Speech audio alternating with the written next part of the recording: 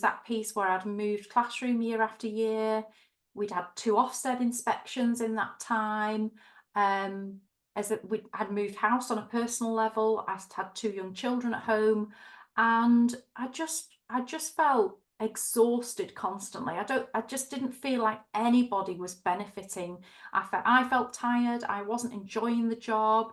I constantly felt guilty that I should be giving more to my class, and they need more of me, and they need more of me. I felt constantly guilty as a parent that my children and my husband weren't getting any of my time, and I was just deeply unhappy, really.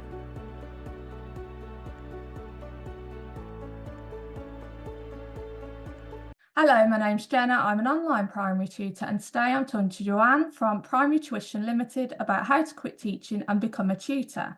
If you are a tutor watching this video, let me know in the comments down below. Thank you very much for joining me today, Joanne. It's lovely to have you. Thank you for having me. How did you get into teaching? What was the route you took into teaching? I didn't do the traditional route, I'll be honest with you. I always wanted to be a teacher from being a young age, but I didn't do traditionally. I lost a bit of confidence when I was doing my A-levels. Whilst I did apply and go to the interview for teacher training, I backed out and I went into admin and finance for 10 years. And sort of stepped away. So I actually trained as a tutor. I went to Edge Hill University and I took a part-time route over 4 years because I had 2 young children at that time. So I got my my degree, sorry, should I say, my degree in children's development and learning with qualified teacher status. And that was in 2009 I qualified, and my children were both under 5 at the time. Oh, wow. And how did you find managing that? Because I've met a lot of wonderful teachers and they've had to balance the role of being a parent and training. So what tips would you give for people that are parents that are training to be a teacher? I'm 110% sort of person, so I kind of found it really difficult because I always wanted to give more to the teaching and the training and the placements and my assignments and things like that. But as a parent, you've got to realise there's got to be a balance, and I don't think I got that balance always right. I think we always guilt trip ourselves, don't we, parents, that we could be doing more and could be doing less. So I think the first piece of advice is just be patient with yourself as a human being, that there are only so many hours in a day and there are only so many things you can achieve in a day, and just sort of don't give yourself too much of a hard time about trying to juggle things will slip from time to time. Having good routines, having a support network of your family or friends or anybody you can call out on, because it is a bit of a roller coaster. There's times where everything's coming together. You're attending your lectures, you've got assignments, you know when they are. I was working part-time as well as studying, as well as the family as well. So a good routine is vital, but don't be afraid to ask for help. That would be my biggest piece of advice, is don't try and balance and juggle it all. Shout and say, can somebody help me with the kids? You know, just to try and keep things going, because it is tough. It is tough. I don't have any regrets. I absolutely love the training side of it. It gave me everything I needed at that point in my life. I wanted to study, I wanted to be Joanne Adams again rather than mum of Katie and Matthew, and that's nothing wrong with being a parent, but I think sometimes you lose your identity a little bit in parenting and you become the mum of somebody rather than you as a person. But yeah, I'm glad I took the leap. It wasn't easy. It was a tough 4 years, but it did set me up in good stead for teaching, because there's no easy route once you walk through the classroom door either, really. Yeah. So juggling for 4 years prior was only just a little window of what was ahead. Yeah, I don't think you've shown the true reality of teaching on a teacher training course. You're only shown like a small proportion of the reality of it. So what year groups did you go on to teach? So I did all sorts, really. So my first assignment was classroom teaching for year 5. That was a tough year group. It was a tough year altogether, because obviously in your first year you've got to get your qualified teacher status certified. You've got to jump all those hoops and everything to actually have that signed off. So that was a very tough year. After that, with school changes, I was asked would I move to year 4. So I did, and we had a year in year 4. Then with more school changes and different things, I then did a bit of all sorts really. I covered all the year groups and supported cover for training course in all the year groups from reception to year 6, which was an amazing experience. But all this moving around didn't really help me build on the knowledge and the skills I had. So I felt like every single year I was starting from scratch, which later down the line has been brilliant. I've got all this experience to draw from. But at the time, it was extremely stressful and exhausting, starting from scratch, you know, year after year after year. So over my career, I have worked in all age ranges, but I would say more so in Key Stage 2. That's where I spent probably most of my time, and where I've built my business from there. Did you have a preference for any particular year group when you were a teacher? When I was actually in schools, my love was year 4. I loved year 4. Oh. It was just the difference between they've developed that little bit more independence. They have a few more skills around learning. It is a little bit more formal, but you've got more challenging things coming through the curriculum. I had a joint year 3-4 class, and it was quite stark, the contrast. So the year 3s at the beginning needed lots of nurturing and support in organisation and getting themselves to do things a little bit more independently, whereas the year 4s were only 12 months ahead, already have that in the bag. They're like, yes, I know what's going to come next, I know what's expected of me, I know what I need to do, can I help with this, can I help with that? And year 4 was definitely my passion. Since leaving the classroom, year 6, strangely, is my Oh, that's interesting, because people uh, either love it or not hate it, but it isn't their bag at yeah. all. I'm not sure I would love it as much in the classroom, although I did work supporting children in year 6. I did love it, but it's more about the rounded child really for me. They all go through that transition to high school. It's huge. It can be quite stressful. And it's about, yes, the academic piece, but the confidence piece as well, and setting expectations up for that transition. So I do love everything around year 6, and I quite like some of the challenge of the curriculum as well. Not a big SATs lover, got to say, but I'm all about foundations for high school. That's my focus. That's the bit I think is really important in maths, is getting the foundation stuff really, really solid, so that they feel comfortable going into high school. It's not, oh my goodness, we're going to be doing this, we're going to be doing that. It's, I've got this foundation and that knowledge fits in. We can build on it. Yeah, that's what I try and do through my company. Lovely. So why did you then decide to quit teaching? And I know from your answers that you told me prior to the interview, you actually quit a few times. Why was this? And when you did quit, how did you feel? The first one came about 3.5 years in, and it was that piece where I'd moved classroom year after year. We'd had 2 Ofsted inspections in that time. We had moved house on a personal level. I had 2 young children at home, and I just felt exhausted constantly. I just didn't feel like anybody was benefiting. I felt tired. I wasn't enjoying the job. I constantly felt guilty that I should be giving more to my class, and they need more of me, and they need more of me. I felt constantly guilty as a parent that my children and my husband weren't getting any of my time. And I was just deeply unhappy, really. I'm very, very tired.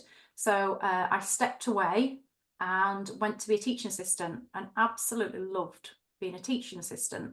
And I did that for 12 months in another primary school, and it just told me everything about why I'd gone into teaching in the first place, what I wanted to get out of it, why I trained, and I loved it. I just felt like I was making a difference every single day.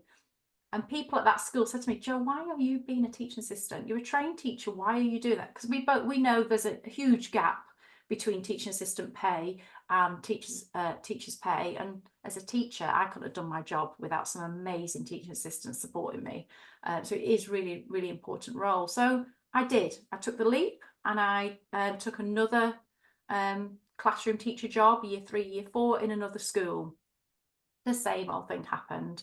I worked really, really hard, 60-hour weeks, because I wanted everything to be perfect for the children in my class. You know, things were changing, we were evolving and moving forward as a school. But I just always went home going, oh my goodness, I never got to speak to, you know, Sarah, for example. Like, how was she doing that day? She did want to, I did need to spend a little bit of time with her on this, or, oh my goodness, I forgot to ring that parent. And I just went home feeling like I hadn't done everything, which in reality, with hindsight, that's impossible as a teacher.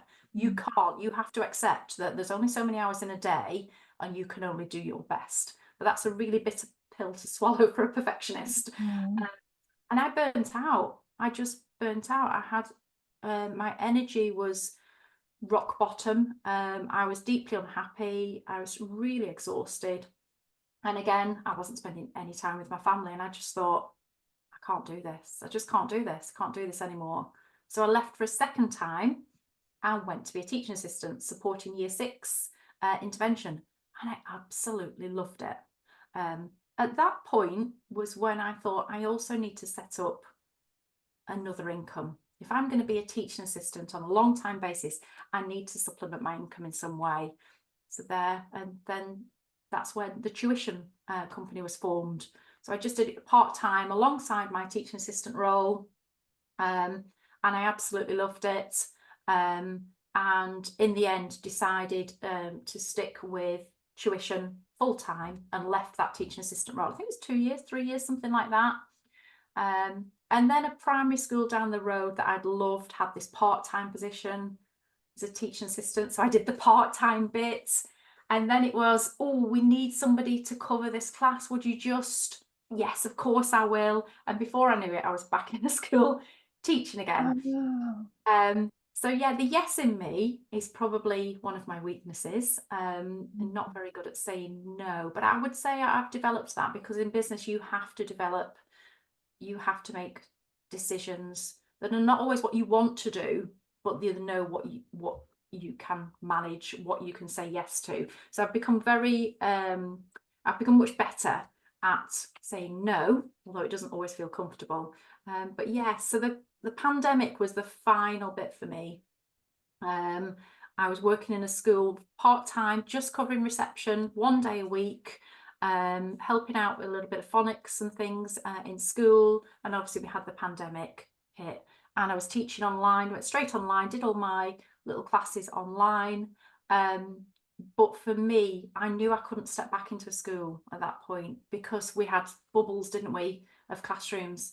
So I knew that whenever my children would come back to my classroom here, they'd be from different schools.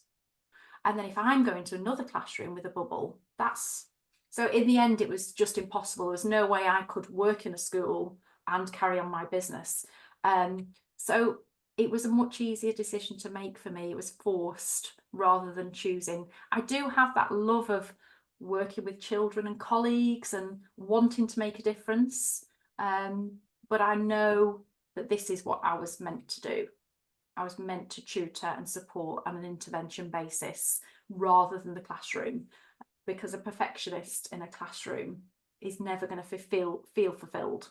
You can't be perfect. You can't be everything to everybody. You've got to accept that you've got limited resources, you've got limited time, and there's usually 35 or more children that need some of you as well. And every credit to teachers in the classroom doing their thing, because they do a wonderful job. But for me, it was just too much. I couldn't do it. I can really relate to you on 2 of those points, really. The never-ending workload, because even I'd go in for like 7 o'clock in the morning and I'd be there till 6 at night, and then I'd still go home and do work. But even with all those hours, there was always something in the back of your mind. Oh, like you said, I haven't phoned a parent, I haven't done this, I haven't done that. So there's never, and then when you get one night where you'd be like, nothing in your brain telling you something to do, and then you'd be like, oh, but what am I missing? What am I forgetting? And the thing is with teachers, they want to do their best for the children, like you said. And there's that thing where you very rarely then say no, because it's that human element. And so obviously when you move into tutoring into a business, you have to say no, because obviously it's your business and there's, well, essentially more at stake because everything's on you. So where did you get the idea of tutoring? Like, did you know someone that did it, or had you heard of it, or did it just come to you? Um, I think it had been in the ether for probably a couple of years, really. I remember my dad suggesting it in the first time when I left school, on the first occasion. Why don't you just tutor? And in my head, I was like, oh well, no, because it's just the evenings, and it'd be evenings and weekends, and the money and things like that. And I just talked myself out of it. To be honest with you, looking back, I had every excuse under the sun why it was never going to work. And then when I left teaching for the second time and went into that role as a teaching assistant, in my head, the vision was I'm going to be a teaching assistant for a long, long time now. So I need to supplement my income. So it doesn't matter whether it's evenings and weekends and I don't get much money. It's supplementing my permanent wage as a teaching assistant. And I think that took a lot of pressure off me. Did I go into business with a business head and a business strategy and a way I was going to grow my business? And I didn't. I'll be honest with you, I went in to supplement my income to help children learn. That's purely and simple basis of my business strategy. I just wanted to help people learn. And I think on a long-term basis, I've learned an awful lot about business and about structure and processes and strategies and things you've got to do as a business owner, because it's very different from education. We come from a place of we will give everything to everyone with no ceiling. As a business owner, if you're going to have a sustainable business, you can't run on an empty tank. You can't just keep rocking up day after being up till midnight marking books, because it's just not fair on your paying clients. Teachers don't have that luxury of making those choices and making those decisions. You're on that treadmill and you keep going. But as a business owner, I learnt that actually working 6 days a week and doing 4 sessions in an evening back to back was actually tiring me out. And then the children at the end of the week weren't getting the same Mrs. Adams as the children at the beginning of the week. So I needed to make changes. But it's all a learning curve, isn't it? At the end of the day, everything we've done, whether it's in teaching, whether it's been in a job before teaching, whether it's life after teaching, we're constantly learning and evolving from our experiences. Some of those are quite hard lessons, and sometimes we don't always. Sometimes we make the same mistake 2 or 3 times before we learn, but that's life, isn't it?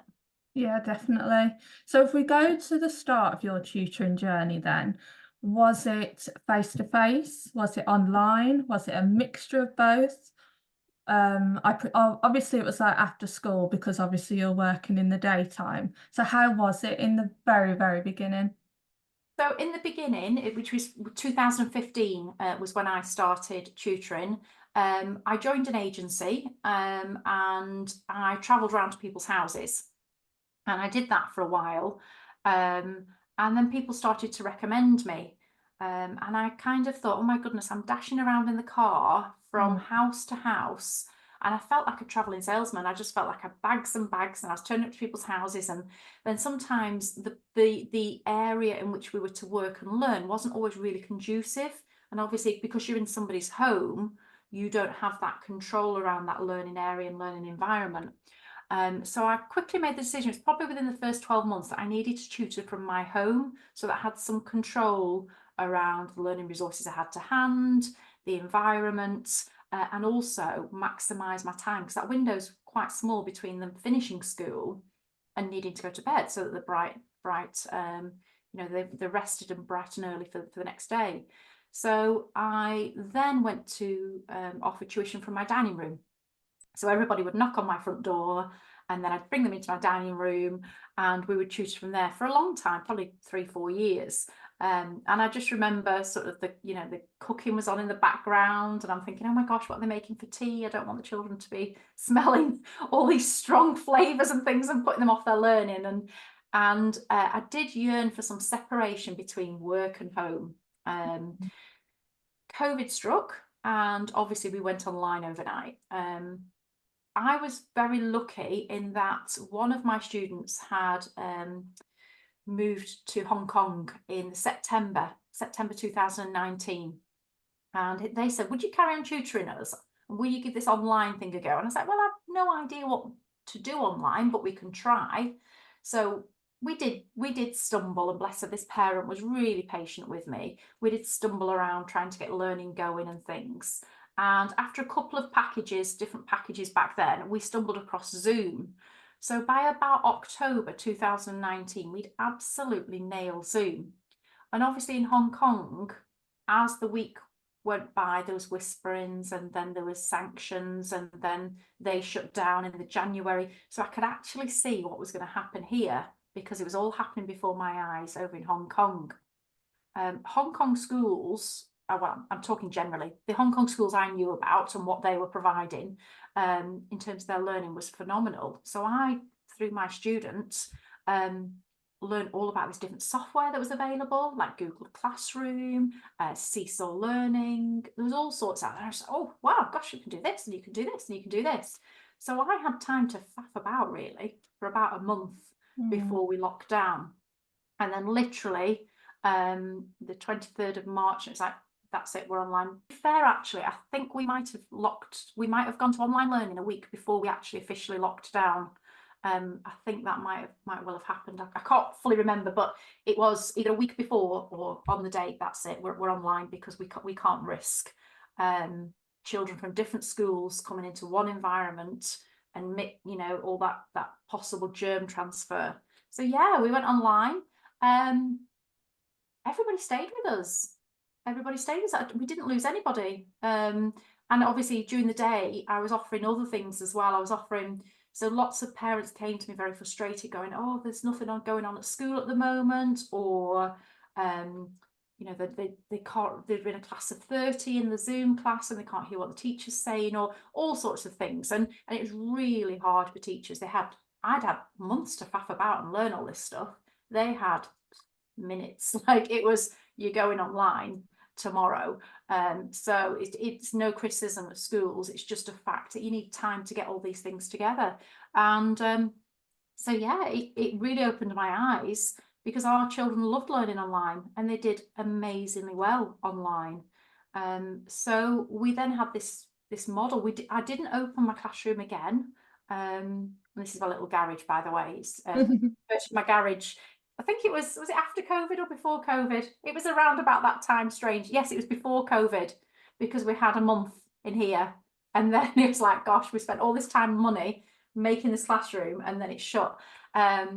So yeah, so I didn't want to open things up as fast as the rest of the world were. At my family, I had vulnerable people within my family, so I was concerned about their health.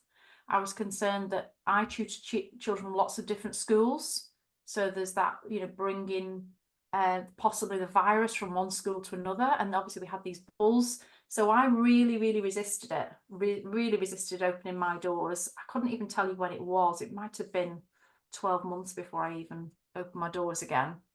And the other sort of side of it is, you know, everything's working really well. Why would I need to? So yeah, so we're about 50-50 now, because obviously I've got new students on. It's 4 years on. Some students want to come online, some do lessons online, and then the next week they'll come into the classroom. It's just having that flexibility, really. For some parents, online's better because they've got 3 other children that they're trying to juggle. For some children, online might not work. It's not necessarily because they have a diagnosed need, it's just because every child's unique and we all learn differently. So whilst some of my ADHD learners will be online and they will thrive, some of them won't. Some of my children with dyslexia will thrive online. Some of them don't really take to it. Some of them may not have the technology as well. You know, broadband speeds are quite important for online learning to work as well. So yeah, so we provide a mixture, really. And how does it feel having your own classroom that you'll never, or unless you move, obviously, that you'd never have to like pass on to another teacher or anything like that. How was that was that bittersweet creating a classroom for yourself? I loved it because I'm a big one for learning environments. So I would be that one right now in the summer holidays in my new classroom, spending every minute under the sun, making it a really welcoming, warm place to learn. Yeah, that was just me in the classroom. But here, it's great. Everything, I've even got, you probably can't see, so to the side of it, there's a big unit with lots of grapnel drawers. You know, the drawers you have in school, the plastic drawers. They've all got the labels on them to say what's in them, the resources. I've got a little desk just behind me and chairs, little display on the window. So it is a little mini classroom. And I love it because it's my space. It's comfortable, it's warm for children. It's separated from my house, so I get the benefit of coming to work mentally and closing the door and going home. The commute's not long, it's literally through that door. There's no traffic jams. But yeah, it's a really purposeful place for me to work because I work during the day as well. I write books and create learning programs and tutor in the evenings. So yeah, I love it. It's all quite crisp and clean and yeah. Do love my little space. Well, you've kind of gone on to the next step for me, which is great. So you've talked about doing your own books. Tell us about these books, they're maths workbooks, Yes. and how did that come about, and what are they? What age are they for? So the first book I ever wrote is just behind me, that yellow book there, The Busy Bees. Oh, lovely. Storybook or a maths book? It's a maths workbook. It's all Oh, focused on times tables. So that was published in January 2023. Again, I'm going to be totally honest to tutors out there watching it. I didn't publish it with a strategy. Just lots of my children come to me and they don't know their times tables. They're frustrated. They tell me they can't do it. And I thought they can do it. They just need a softer approach, something a bit more friendly, a bit more interactive, one step at a time, going at their pace, and that they can actually see their progress. And that's where that book came in. So it's available on Amazon, and that was the first one, but there was no strategy around it. And I kind of thought, well, the process was tricky, and I'm presenting on the Tutors Association in a couple of weeks about how to write books and things. So trying to help other tutors if they want to write their book, whether it's fiction or non-fiction. So I'm doing a presentation about that shortly. But whilst the process was a little bit tricky, it wasn't the easiest thing I've ever done. The pride in having my own book out there, using it in my lessons, and people buy it, and people sort of say, I've bought your book, and it's like, oh my goodness, people have actually bought my book, and it's just great. And I thought, there's loads more books I have in me, because there's lots more other maths issues that I would love children to feel more confident with. So this year there are going to be 2 new workbooks in the autumn terms. I'm starting with year 6, because a lot of panic and anxiety around maths arrives in year 6, and for unnecessary reasons. Everybody gets panicked about SATs because they think that's their future, and you know, it's the end of the world, they're going to be put in a rubbish set if they don't pass, and all these kind of things. There is an importance to SATs, but the most important thing, as I mentioned earlier, is that foundation of maths understanding to feel comfortable at high school, comfortable for GCSEs, and comfortable for life, because maths is a life skill. So my books are very much going to be a step-by-step approach through the national curriculum objectives, but around maths, so that children develop that maths at home, whether it's with me and tuition, whether it's through one of my programs that's coming soon, or whether it's just buying a workbook to top up what they're doing at school at home. And they're coming this autumn. So there's an arithmetic book and there's a mathematical reasoning book, but there are lots more planned in the future, telling the time. Oh, there's all sorts. So I'm going to be busy. That's really exciting, because I don't know about you, but as a tutor, whatever interests you have, you can pursue. Whereas at school, it had to be in a very much square box. If it didn't fit in the square box, you couldn't do it. You know, my background's in early years, and you know, those different ways of doing early years that I loved and researched and would take to leadership. And then because it was all about the results, even in early years, it was about the results. and you always had to do the program or something that guaranteed the result, and you couldn't step away from that. So that freedom that comes with being a tutor, and even if it doesn't work out, you've tried it, you know, you don't have that frustration in you, oh, I can't do that because there isn't the funding, or there isn't this, or there isn't that. So it's lovely that you've done it and you thought, oh, that was really lovely, I'm going to do it again. It's benefiting people, and you're getting people telling you, which is even better, that they've bought your books. So obviously I'll leave a link to the one that you've got in the background if you don't mind sharing that with us, anyone that wants that. Lovely. So you mentioned the Tutors Association, and you have been a community hub leader for the Tutors Association representing the Northwest. What is that role? What does that involve? So the Tutors Association is a non-for-profit organisation across the country to basically support tutors in running their business and providing tuition to professional standards. That's to children and adults across a variety of subjects. So it does cover a wide scope. And it's grown. It was its 10th anniversary last year, and there's all sorts of resources and support through the Tutors Association for tutors and their businesses. So I joined a number of years ago. I couldn't tell you how many years ago it was. It was definitely before COVID, because that's when I took on the role of the Northwest Hub Leader. And as part of that role, we would have, obviously in COVID, we couldn't get together, so we would have online meetings. And we would generally have an agenda of focus areas that we could discuss, network, and collaborate on ideas. So it may be that a particular issue would crop up in tuition, for example, you know, and it would all be anonymous, but you know, I currently have a client and they are X age and they're struggling with this, and I've tried this resource and I've tried that resource, but I'm not seeming to make anybody use any other resources. And that would be part of the meeting. Another part of the meeting would be maybe business sort of side of things. You know, what terms and conditions do you run your business with? What do you run your business with? What works well? What doesn't work well? And having that network of people that you can call on is really important when you run a business on your own. I didn't really network much in the early days, probably, you know, first 7 or 8 years, to be honest with you. I just stayed at home, tutored children, did all the accounts, end of story. But having been out at different networking events, including the Tutors Association, and met other people in my industry and in other businesses as well, has been really good for my mental health, from meeting people, from learning different approaches to things, and also passing work on to each other. Sometimes I get inquiries that I can't fulfill because it's maybe not my age group or not my specialism, and I can direct those to people I've met who do provide that service. And likewise, people in other services go, oh, well, there's, you know, do you know about Jo? She runs the primary tuition business, and other people recommend me. So that would be my advice for anybody stepping outside of the classroom and setting up into business, whatever that business may be, is network. It sounds really scary. It's not.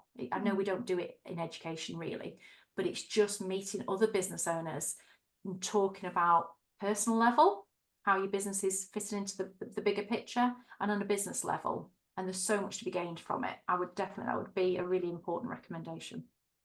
Yeah, I think a lot of tutors / ex-teachers that I've spoken to, initially when they've come out of teaching, they don't want to really interact with others in terms of their business. They just want to do it by themselves.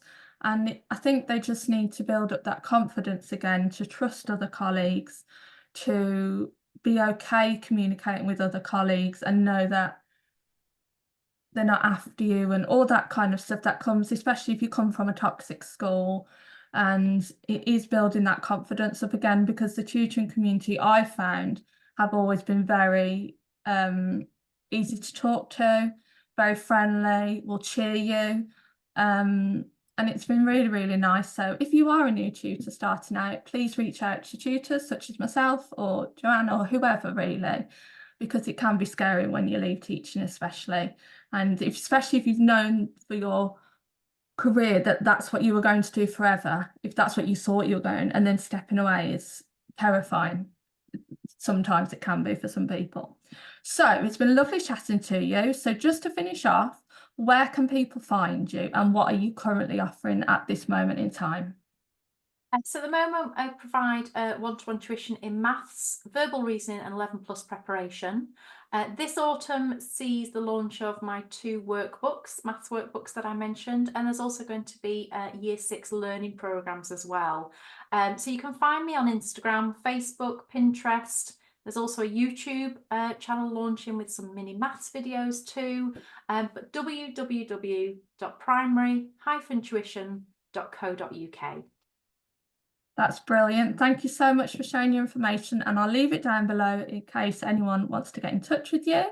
Thank you very much for watching, and if you liked today's video, please make sure to like the video and subscribe to see who else I'm chatting to. Thank you again, Joanne, for joining me. Thanks, Jenna.